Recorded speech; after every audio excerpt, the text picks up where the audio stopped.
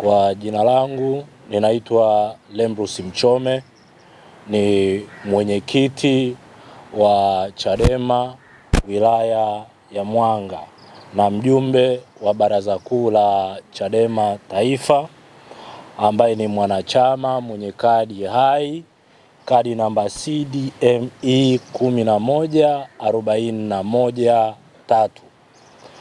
Hasa ni muda kidogo hatujakutana, tunakaribia mwaka mzima sijaongea. Nimesema leo nije niongee.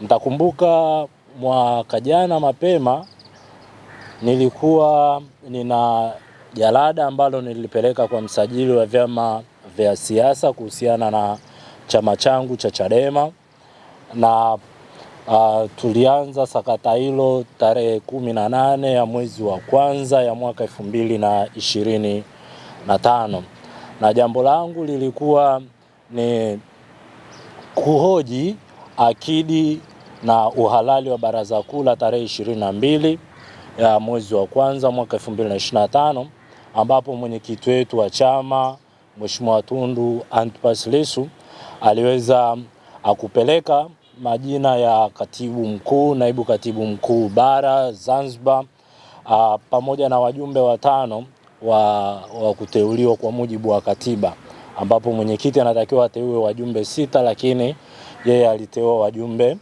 5 na kupeleka majina hayo kwenye baraza kuu ambalo halikuwa na uhalali. Sasa baada ya majibizano ya takriban miezi 4 baina ya pande 3, ikimaanisha upande wangu, upande wa msajili pamoja na upande wa chama, mnamo tarehe 13 mtakumbuka ya mwezi wa 5, msajili wa vyama vya siasa aliweza kutoa hukumu au kutoa maamuzi yake juu ya jambo ambalo nilipeleka kwenye ofisi yake. Na katika hayo maamuzi aliyofanya, la kwanza ni kwamba msajili wa vyama vya siasa kubaliana na hoja zangu ambazo nilizipeleka. Hoja ya kuwa na baraza kuu ambalo sio halali, lakini vile pia hoja ya kwamba wajumbe wale wa kamati kuu walioteuliwa tarehe 22 ya mwezi wa kwanza hawakuwa wajumbe halali. Kwa maana hiyo msajili alikubaliana na hoja zangu na akafanya maamuzi ambayo msajili aliyafanya. Mtakumbuka la kwanza lilikuwa ni kutokutambua wajumbe 8 wa kamati kuu ambao waliteuliwa. Hapa wajumbe 8 na maanisha katibu mkuu, naibu katibu mkuu bara na Zanzibar, pamoja na wale wajumbe wa 5. Kwa hiyo msajili wa vyama vya siasa akawa ametengua uteuzi wao. Lakini hoja nyingine ambayo msajili alitekeleza au kuiamua ni kusitisha ruzuku ya chama. Msajili wa vyama vya siasa aliamua kusitisha ruzuku ya chama mpaka pale ambapo taratibu zitafuatwa. Lakini jambo lingine ambalo ni la muhimu na ambalo ndo limenileta hapa au limenifanya niwaite niongee na ninyi, msajili wa vyama vya siasa alielekeza chama changu kuitisha baraza kuu haraka sana na kuziba hizo nafasi ambazo zipo wazi. Kwa hiyo hili ni jambo la muhimu ambalo msajili alilihitaji. Sasa baada ya hapo, kama jinsi ambavyo tunafahamu, chama chetu kimepita kwenye dhoruba kubwa ya kufungiwa kufanya siasa tangia mwezi Juni, na tunamshukuru Mungu, lakini vile pia tunashukuru na mahakama kuu ambayo imeondoa zuio hilo haramu ambalo lilikuwa limewekwa kupitia kesi ile ya mgawanyo wa mali za chama ambayo imefunguliwa na bwana Saidi pamoja na wajumbe wengine wa bodi ya wadhamini. Na kiukweli, kabla sijaendelea, nitoe pole kubwa sana, pole kubwa kwa familia, kwa chama kwa kumpoteza mama yetu Anna Maulida Komu ambaye amefariki siku ya jana, na mazishi yake yanafanyika leo kule Zanzibar. Wote tunajua historia ya Anna Komu, amekuwa kwenye chama kwa muda mrefu, na yeye ni moja kati ya watu ambao walifungua kesi ya madai ya mgawanyo wa chama. Kwa hiyo nitoe pole kwa familia pamoja na chama kwa ujumla. Sasa baada ya Mahakama Kuu tunaona imeruhusu Chadema tuendelee na shughuli za kisiasa, na tumeona baadhi ya maeneo tayari watu wameanza kufanya mikutano ya hadhara, lakini tumeshuhudia kwamba siku ya jana na leo kamati kuu ya chama chetu imeketi. Tutajua baadaye kwamba ni yapi ambayo yamejadiliwa kupitia kwenye ngazi sahihi za chama. Kwa hiyo kilichonileta hapa ni jambo dogo sana, kukikumbusha chama changu na kukiomba chama changu, uongozi wa chama, kwa sababu tuko kwenye mapambano ambayo ni serious sana ya kuiondoa CCM madarakani. Watanzania wanahitaji kuona mabadiliko. Watanzania wanahitaji kuiondoa CCM madarakani, na ili tufanye hizi kazi ni lazima tuwe na muunganiko mzuri wa chama. Lazima tuwe na viongozi wa chama ambao wao ndo watatuongoza. Leo hii hivi tunavyoongea, chama hakina katibu mkuu.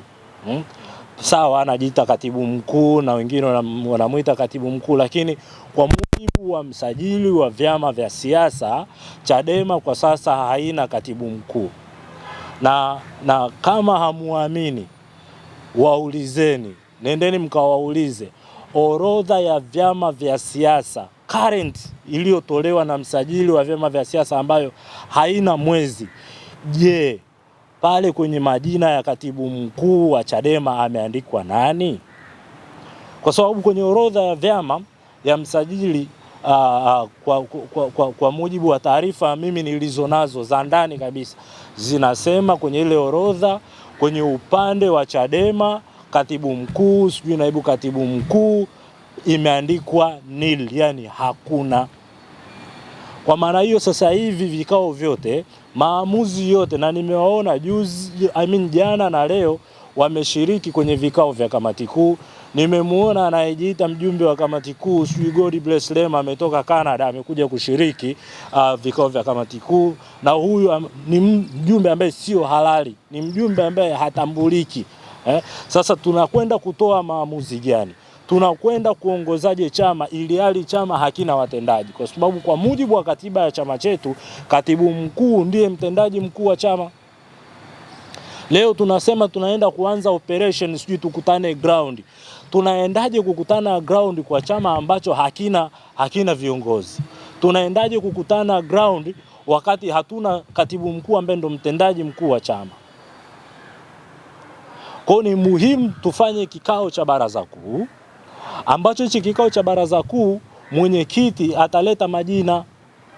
Hata akiwaleta watu hawa mimi sina shida nao, na nilishasema kuanzia mwanzoni, sina shida yoyote ile na Mheshimiwa Mnyika, sina shida yoyote na Amani Golugwa, nimefanya naye kazi kaskazini akiwa katibu wa kanda. Sina shida na mtu yoyote, sina shida na God bless, nimefanya naye kazi akiwa mwenyekiti wa kanda. Kwa maana hiyo hawa wote majina yao yaletwe sasa ili waweze kupitishwa rasmi na kikao hichi rasmi cha chama. Lakini vile pia tunahitaji tuwe na katibu mkuu, kwa sababu katibu mkuu ndo afisa maduhuli wa chama kwa mujibu wa katiba yetu. Sasa leo chama hakina katibu mkuu. Tunaona kuna michango ambayo inaendelea. Kuna michango sijui ya tone, kuna michango sijui ya hii michango yote ni nani ambaye anakwenda kuisimamia wakati chama hakina afisa maduhuli? Leo tumeona kuna malalamiko makubwa sana. Kuna wengine wanalalamika kuna rambirambi zimeliwa hazijafikishwa misibani. Kwenye msiba wa mzee wetu marehemu mzee Mtei zimechangwa fedha, hakuna hata shilingi 100 ambayo imefika kwenye familia. Mimi bahati nzuri na marafiki ambao wako kwenye ile familia, hakuna hata shilingi 10 ambayo imefika kwenye ile familia, pesa ya rambirambi. Unaenda kumuuliza nani wakati chama hakina afisa maduhuli? Toka hapo unaenda kwenye msiba wa marehemu mzee wetu Bwege ambaye aliamua kujiunga na sisi dakika za mwisho za uhai wake. Michango imeliwa. Hii michango ya rambirambi ambayo imeliwa, unaenda kumuuliza nani? Unaenda kumuuliza nani kuhusiana na hizi fedha ambazo zimepotea ndani ya chama? Kama chama hakina afisa maduhuli, ina maana chama hakina watendaji. Chama hakina katibu mkuu, ina maana kwamba chama moja kwa moja hakina wakurugenzi. Ni nani mkurugenzi wa fedha wa Chadema?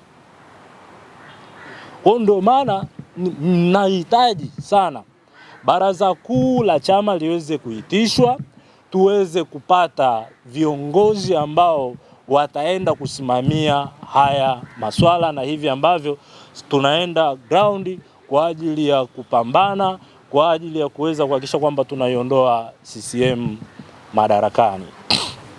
Kwa ndugu zangu waandishi wa habari, nadhani ujumbe wangu utakuwa umefika. Kwa kumalizia, najua baada ya hapa au baada ya kuongea hapa, najua kinachofuatia ni mtiririko wa matusi, kama jinsi ambavyo chama chetu sasa hivi kimetoka kwenye ile misingi ya maadili ambayo sisi tulilelewa. Mimi nimeingia Chadema nikiwa bado mdogo sana. Nimeingia Chadema mwaka 2007 nikiwa bado mdogo sana. Miaka yote ambayo tumelelewa ndani ya Chadema imekuwa ni chama ambacho kilikuwa kina nidhamu. Lakini kwa hizi siku za karibuni tumeona utamaduni mpya ambao umeibuka ndani ya chama chetu sasa hivi. Watu wanashindana matusi kwamba nani bora zaidi kwenye matusi.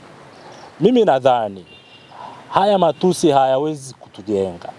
Haya matusi hayawezi kukijenga chama hiki. Kwa sababu hiki chama ni chama cha Watanzania. Watanzania wana imani kubwa sana na Chadema.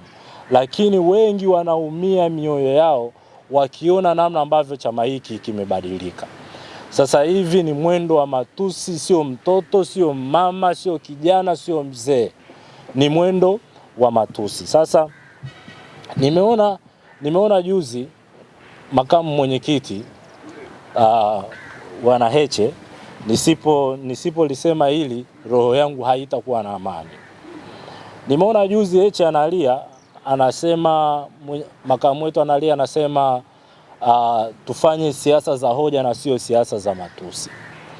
Yaani yeye amesahau jinsi ambavyo anawaita wenzake vikaragosi. Mimi binafsi ameshawahi kuniita kikaragosi, sio mara moja wala mara mbili. Lakini yeye kuitwa nguchiro, ametoka analialia kwenye mitandao sijui kila mahali. Hizi siasa za matusi yeye ndo alikuwa ana nafasi kubwa ya kuzizuia kuanzia mwanzoni. Kwa hiyo ni muombe hili ambalo ameliongea aende akalifanyie kazi kwanza yeye mwenyewe, kwa sababu amekuwa na tabia ya kuita wenzake vikaragosi, sijui vyama vya vikaragosi. Kwa hiyo hili ni muhimu pia na yeye akae kilijua kwamba pale unapoimba na wewe kuna siku utaimbiwa. Sasa asipende tuige kama yeye ana hizo tabia za kutukana, asipende kuingiza vijana wengine kwenye tabia kama hizo. Kwa hiyo tuachane na siasa za matusi. Tumeona juzi Jaji Ibrahim akiongea baada ya ripoti ile. Jaji anasema wamepokea simu zaidi ya 300 za matusi. Sasa sio nchi yetu, sio Tanzania yetu ambayo sisi tumekulia humu. Sio utamaduni wetu ambao sisi tumefunzwa maadili kutoka huko ambako sisi tumetoka. Kwa hiyo ni muhimu sana na Watanzania hili walifahamu kwamba ni muhimu tuachane na siasa za matusi, turudi kwenye siasa zetu zile za hoja ambazo awali tulikuwa tunaamini. Kwa hivyo ushauri wangu ni huo, na niombe sana kamati kuu ina mamlaka, ina uwezo wa kuunda kamati ndogo ya kamati kuu kwa ajili ya kuweza kuitisha baraza kuu, lakini vile pia kama kiongozi ninaelewa kuna viongozi wengi sana ambao wametoka ndani ya Chadema. Kwa hiyo bado ninakuwa na wasiwasi na akidi ile ya baraza kuu. Tuna kazi kubwa sana ya kuweza kuziba haya mapengo ambayo kwa sasa yapo wazi. Kwa hiyo jambo la kwanza ambalo chama kinaweza kufanya ni kuziba zile nafasi ambazo zimekuwa wazi baada ya hiyo ondoka Chadema ambayo ilitokea. Nafasi nyingi sana ziko wazi. Kwa hiyo tuzibe hizi nafasi, tuitishe baraza kuu. Tukishaitisha baraza kuu ndipo sasa twende tukapate viongozi halali wa chama chetu, nikimaanisha wale wajumbe 8 ambao waliweza kuteuliwa na mwenyekiti wa chama na kupitishwa na baraza kuu la kwanza ambalo halikuwa na akidi iliyokamilika. Kwa yapo mengi ambayo ningeweza kuyazungumza, lakini kwa sasa nafikiria niishie hapa. Najua watakuja na wakija na mimi nitakuja tena. Nitatoka kwa sababu tunachohitaji ni kujenga chama ambacho kitatusaidia na kitaweza kuwakomboa Watanzania kutoka kwenye mikono ya wakoloni weusi. Na la mwisho wote tumesikia ripoti ya Jaji Chande, na ripoti hii ya Jaji Chande ni ripoti ambayo ilikuwa inasubiriwa na mamilioni ya Watanzania, na tume hii tangia imeundwa na rais nimekuwa nikifuatilia sana. Imekuwa naweza nikasema moja ya tume bora zaidi kuwahi kutokea, pamoja na mapungufu mengine ambayo tunayaona, lakini imekuwa ni tume bora zaidi kuwahi kutokea kwa sababu ya changamoto ambayo tuliipitia tarehe 29 Oktoba. Sitataka sana kuichambua, lakini kwa sasa tu itoshe kusema kwamba yale mapendekezo yote ambayo yametolewa na tume hii ya Jaji Chande, basi ni muhimu sana kwa serikali yetu kuweza kuyatekeleza yale mapendekezo, kwa sababu ni mapendekezo mazuri sana, na wengine tunasubiri sana hiyo tume ya upelelezi iundwe. Na kiukweli kwa namna moja au nyingine matukio yale yalikuwa ni magumu sana, na yamesababishwa na kauli za wanasiasa kama namna ambavyo tume ya jaji imeeleza. Kauli zetu wanasiasa zimetuponza mno, na haya mambo niliwahi kuongea nyuma kwamba sisi wanasiasa, hebu tuangalie ndimi zetu. Sisi wanasiasa, hebu tuangalie maneno yetu, kwa sababu maneno yetu saa nyingine yanaweza kuwa kama maagizo. Kwa mfano, kama mimi Lembrus hapa ni mwenyekiti wa chama wilaya, neno nitakalolitoa mimi watu watalichukulia kama ndio msimamo wa chama wilaya, kwa sababu kwa mujibu wa katiba yetu mimi ndiye msemaji wa chama ngazi ya wilaya. Yaani hayupo msemaji mwingine wa chama ngazi ya wilaya zaidi yangu mimi. Kwa hiyo mimi nitakapoongea ina maana kwamba watu watalichukulia kwamba ule sasa ndio msimamo wa chama. Tumeshuhudia maneno mengi sana ambayo wanasiasa tumeyaongea. Na kwenye hili sisi kama chama tunajinasuaje? Yaani sisi kama Chadema tunatokaje? Wapo watu wanasema mwenyekiti wa tume hakuna chama alichokitaja. Kwani zile kauli hazijulikani zilikuwa za chama gani? Yaani ni nani ambaye hajui kwamba kauli ya Oktoba tunatiki ni chama gani? Yaani nani ambaye hajui? Nani ambaye hajui kauli ya Oktoba tunatoka imeanzishwa na chama gani? Nani ambaye hajui no reform no election ni ya chama gani? Na tumepita tukaihubiri. Tumepita kwenye vyombo vya habari, mpaka viongozi wengine clip zao zipo, na hata nyinyi waandishi wa habari mnazo. Viongozi wengine wanathubutu kabisa kusema uchaguzi utavurugika, hautafanyika kiongozi mkubwa wa chama.